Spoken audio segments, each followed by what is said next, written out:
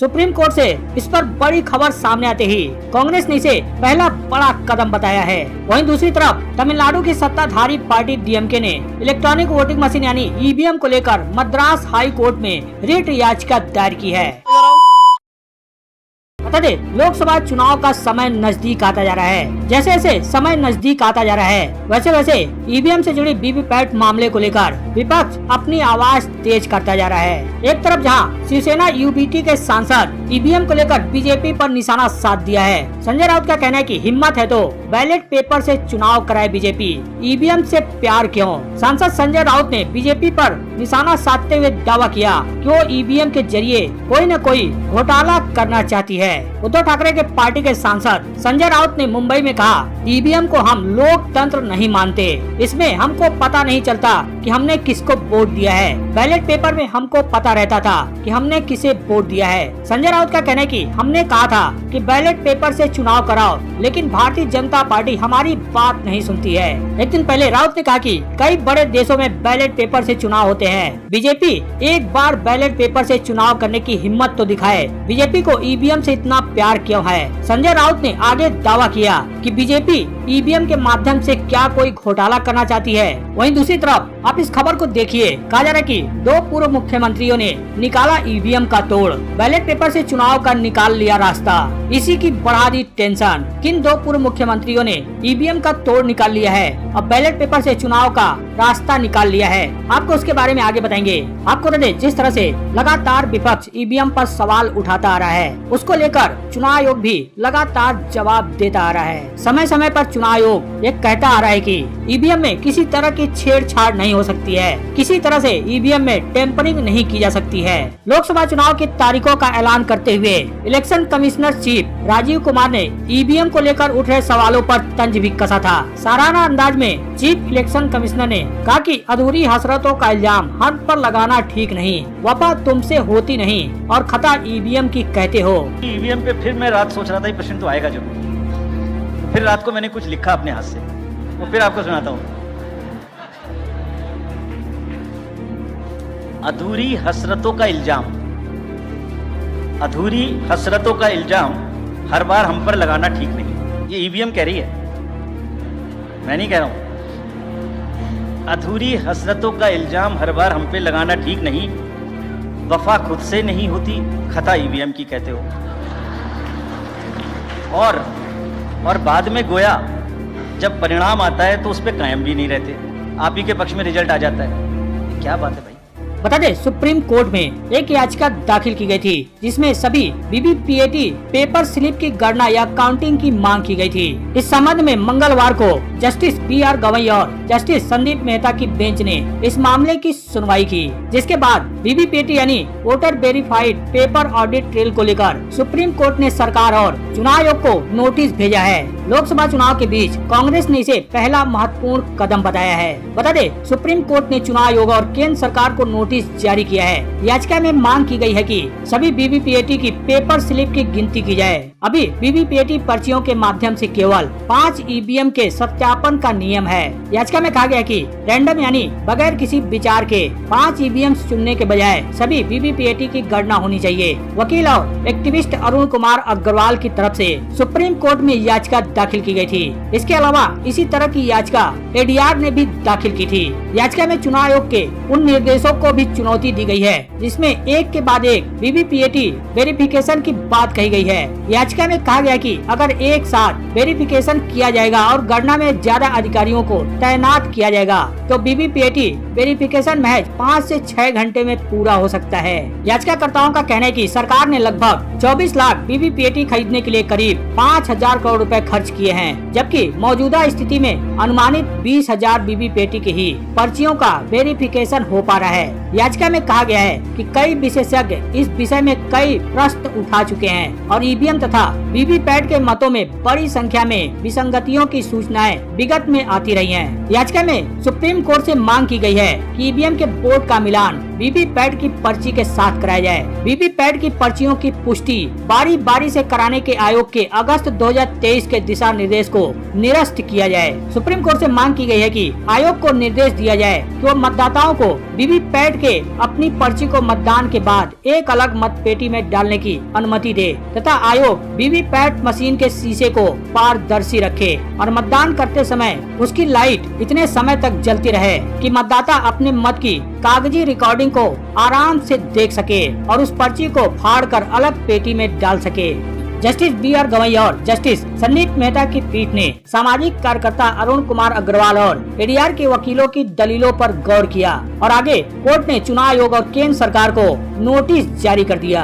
Congress party ने इसे एक महत्वपूर्ण कदम बताया। पहला महत्वपूर्ण कदम बताते हुए मांग की है कि इस विषय पर लोकसभा चुनाव के लिए मतदान शुरू होने से पहले निर्णय किया जाना चाहिए। खबर के मुताबिक अब इस मामले में सुप्रीम कोर्ट अगली सुनवाई 17 मई को कर सकती है। लेकिन वहीं दूसरी तरफ कपिल सिब्बल ने सुप्रीम कोर्ट से ईवीएम से वीवीपैट मिलान मामले पर जल्द सुनवाई की मांग की है। वरिष्ठ वकील कपिल सिब्बल ने जस्टिस संजीव खन्ना की अगुवाई वाली पीठ के समक्ष ईवीएम मामले का जिक्र किया। कपिल सिब्बल ने कहा कि चुनाव नजदीक आ रहे हैं, इसलिए मामले पर जल्द सुनवाई की जाए, जिस पर जस्टिस खन्ना ने कहा कि हम इस हफ्ते देखेंगे। बहरहाल वहीं दूसरी तरफ ईवीएम मामले को लेकर तमिलनाडु की सत्ताधारी डीएमके ने भी मद्रास हाई कोर्ट में रिट याचिका दायर की है। ईवीएम को लेकर ये याचिका ऐसे समय पर जारी की गई है जब आगामी लोकसभा चुनाव के पहले चरण के मतदान को महज कुछ ही दिन बचे हुए हैं। बता दें इसी साल फरवरी में डीएमके ने चुनाव आयोग का भी रुख किया था। इसने आयोग से आग्रह किया था कि वह ईवीएम से आम चुनाव तब तक न कराए जब तक कि उसके द्वारा चिन्हित कुछ उल्लंघन का समाधान नहीं हो जाता। डीएमके द्वारा आयोग को सौंपे गए आवेदन में यह भी कहा गया है कि आगामी आम चुनाव के संचालन के लिए पेपर बैलेट प्रणाली का इस्तेमाल किया जाना चाहिए। इसमें जोर दिया गया कि सभी वीवीपैट की सभी पर्चियों की गिनती की जाए और एक निर्वाचन क्षेत्र में केवल 5 वीवीपैट की गिनती न की जाए। डीएमके ने बैलेट यूनिट और कंट्रोल यूनिट को सीधे जोड़ने का आग्रह किया। इसने कहा था कि अगर आवश्यक हो तो वीवीपैट को बैलेट यूनिट से अलग से जोड़ा जा सकता है ताकि बैलेट यूनिट में इनपुट सिग्नल कंट्रोल यूनिट और वीवीपीएटी दोनों को एक साथ मिल सके। हालांकि जैसा हमने आपको पहले बताया कि सुप्रीम कोर्ट ने भी वीवीपैट की पर्चियों की गिनती का अनुरोध करने वाली याचिका पर निर्वाचन आयोग और केंद्र से सोमवार को जवाब मांगा है। हालांकि वहीं दूसरी तरफ ईवीएम वीवीपैट से जुड़े मुद्दों को लेकर विपक्ष जहां एक तरफ अपनी आवाज उठा रहा है तो वहीं दूसरी तरफ 2 पूर्व मुख्यमंत्री ये दावा कर रहे हैं कि उन्होंने ईवीएम का तोड़ निकाल लिया है, बैलेट पेपर से चुनाव का रास्ता निकाल लिया है। बता दें कांग्रेस के 2 उम्मीदवारों ने जो पूर्व मुख्यमंत्री हैं उन्होंने बताया कि कैसे बैलेट पेपर से चुनाव हो सकते हैं। पहले छत्तीसगढ़ के पूर्व सीएम भूपेश बघेल और अब दिग्विजय सिंह ने बैलेट पेपर से चुनाव कराने का तरीका बताया है। कांग्रेस नेता दिग्विजय सिंह ने रविवार को बड़ा बयान दिया। उन्होंने कहा कि वह 400 लोगों से नामांकन दाखिल कराने का प्रयास कर रहे हैं ताकि चुनाव बैलेट पेपर से हो। दिग्विजय सिंह ने यह बात सुसनेर के कचनारिया गांव में एक नुक्कड़ सभा के दौरान कही थी। उन्होंने लोगों से भी सवाल किया कि चुनाव बैलेट पेपर से होने चाहिए या फिर ईवीएम से। हालांकि दिग्विजय सिंह से सवाल पर लोगों ने वहां मौजूद काफी लोगों ने बैलेट पेपर से चुनाव कराने की बात कही, जिसके जवाब में पूर्व सीएम ने कहा कि बैलेट पेपर से चुनाव कराने का एक ही तरीका है, अगर 400 उम्मीदवार चुनाव में खड़े हों तो वोटिंग ईवीएम की जगह बैलेट पेपर से होगी। उन्होंने यहाँ तक कहा कि मैं तैयारी कर रहा हूँ कि 400 लोग नामांकन दाखिल करें। दिग्विजय सिंह ने यह भी कहा कि सामान्य वर्ग के उम्मीदवार को 25,000 रूपए की जमानत राशि जमा करनी होगी, जबकि आरक्षित श्रेणियों के लोगों को 12,500 रूपए जमा करने होंगे। यही एक तरीका है जिससे राजगढ़ लोकसभा सीट में ईवीएम की जगह बैलेट पेपर से चुनाव हो सकते हैं। वहीं आपको बता दें इससे पहले छत्तीसगढ़ के पूर्व मुख्यमंत्री भूपेश बघेल ने भी ईवीएम को लेकर सवाल उठा चुके हैं। दुर्ग में कार्यकर्ताओं को संबोधित करते हुए भूपेश बघेल का कहना था कि अगर लोकसभा चुनाव में 384 से अधिक उम्मीदवार एक सीट से चुनाव लड़ते हैं तो निर्वाचन आयोग बैलेट पेपर के माध्यम से चुनाव करवाने के लिए मजबूर होगा। अब ऐसा दावा इन दोनों लोगों के द्वारा ऐसा क्यों किया जा रहा है? बता दे, दरअसल प्रत्येक ईवीएम में एक निर्वाचन क्षेत्र में 384 उम्मीदवारों के लिए वोटिंग हो सकती है। इसमें नोटा भी शामिल होता है। एक बैलेट यूनिट में नोटा सहित कुल 16 उम्मीदवारों के नाम आते हैं। इस तरह 24 ईवीएम को एक कंट्रोल यूनिट से जोड़ा जा सकता है।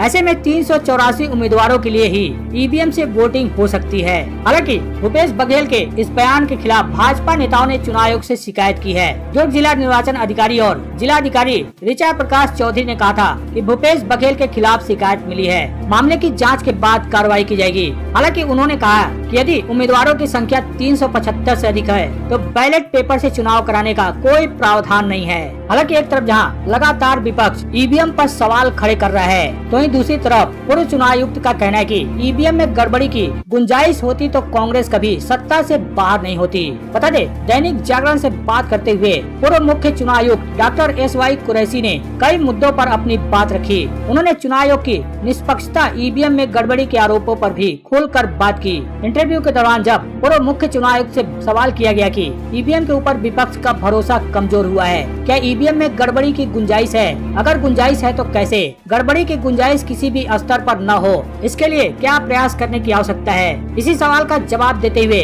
पूर्व मुख्य चुनाव आयुक्त ने कहा कि मैं सवाल करता हूं कि ईवीएम किस पार्टी के शासन काल में बनी? कांग्रेस के शासन में ईवीएम का इस्तेमाल शुरू हुआ।